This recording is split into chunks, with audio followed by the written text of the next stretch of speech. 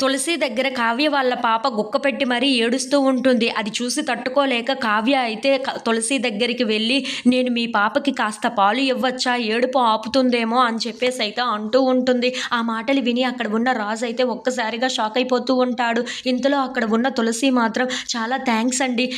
నా పాప ఇంతగా ఏడుస్తున్నందుకు, మీరు ఇలా చేస్తానందుకు మీకు చాలా కృతజ్ఞతలు" అని చెప్పేసైతే అంటూ ఆ పాపనైతే కావ్యకు ఇస్తూ ఉంటుంది. అది చూసి అక్కడ ఉన్న రాజు, కావ్య వాళ్ళు అయితే చాలా సంతోషిస్తూ ఉంటారు. ఇంతలో అక్కడ ఉన్న కావ్య ఆ పాపను తీసుకొని వచ్చి, ఎవరు తప్పు చేసినా సరే నువ్వు శిక్ష అనుభవిస్తున్నావు కదా అని చెప్పేసైతే తన పాపను చూసుకుంటూ చాలా బాధపడుతూ ఉంటుంది. అది చూసి అక్కడ ఉన్న రాజు కూడా ఏమీ చెయ్యలేక చాలా బాధపడుతూ కావ్య వైపు అలాగే పాప వైపు చూస్తూ ఉండిపోతాడు. ఇంతలో అక్కడ ఉన్న కావ్య అయితే తన పాపకి పాలుని ఇస్తూ ఉంటుంది. అది చూసి అక్కడ ఉన్న రాజు అయితే చాలా సంతోషిస్తూ, ఆ దేవుడు ఈ తల్లి బిడ్డల్ని ఎందుకు వేరు చేశాడో అర్థం కావటం లేదు అని చెప్పేసి అయితే అనుకుంటూ కావ్య వైపు అయితే అలా చూస్తూ ఉండిపోతాడు. ఇంతలో అక్కడ ఉన్న కావ్య మాత్రం, నా బిడ్డ నాకు ఇంతలాగా దూరం అవుతుందని నేను అస్సలు ఊహించలేదు అని చెప్పేసి అయితే అనుకుంటూ వాళ్ళిద్దరూ పాప కోసం బాధపడుతూ ఉంటారు. ఇంతలో కావ్య వాళ్ళ దగ్గర ఉన్న పాపని తులసి తీసుకొని ఆ పాపతో చాలా చక్కగా ఆడుతూ ఉంటుంది. ఈ పాప కూడా నాకు చాలా దగ్గర మనిషిలాగా అనిపిస్తుంది నా మనసుకి.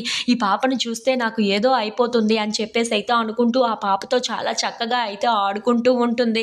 ఇంతలో అక్కడ ఉన్న కావ్య మాత్రం, నా బిడ్డ నాకు ఎందుకు దూరం చేశాడో ఆ దేవుడు అర్థం కావటం లేదు, కానీ నా బిడ్డ నాకు దగ్గరగా ఉండాలని నాకు అనిపిస్తుంది. నా బిడ్డ నా చేతుల్లోకి వచ్చిందే కానీ నా దగ్గరికి ఎప్పుడు వస్తుందో ఏంటో అని చెప్పేసి అయితే అనుకుంటూ ఆ పాపను అలా చూసుకుంటూ అయితే చాలా బాధపడుతూ పాలునైతే ఇస్తూ ఉంటుంది. ఇంతలో అక్కడ ఉన్న రాజు మాత్రం, కావ్యకు ఇంత బాధపడుతున్నాను ఎందుకో అర్థం కావటం లేదు అని చెప్పేసి అయితే అనుకుంటూ కావ్య వైపు అలా చూస్తూ ఉండిపోతాడు.